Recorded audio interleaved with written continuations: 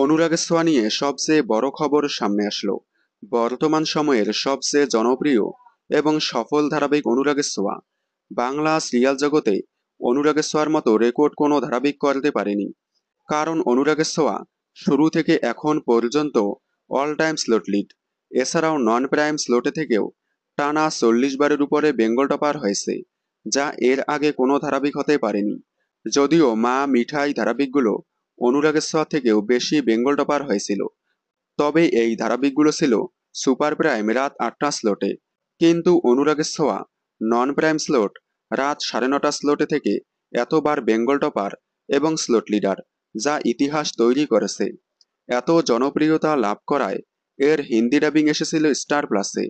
অনুরাগের ছোঁয়ার Hindi dubbing star প্লাসে তুমুল জনপ্রিয়তা লাভ করেছে। তাই এবার শোনা যাচ্ছে স্টার প্লাসে আসছে অনুরাগের ছোঁয়ার হিন্দি রিমেক। যদিও এর আগে অনুরাগের ছোঁয়ার হিন্দি রিমেক হয়েছে, তবে জনপ্রিয়তা না পাওয়ায় অল্প কয়েকদিনেই বন্ধ হয়ে যায়।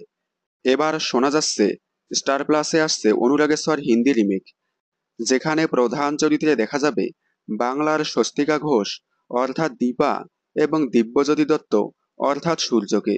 এমনটাই শোনা যাচ্ছে টেলিপাড়ায়। বড় বড় এন্টারটেনমেন্ট পেজগুলোতে এরকমটাই নিউজ বেরিয়েছে। তবে দেখা যাক সত্যিই আসে কিনা।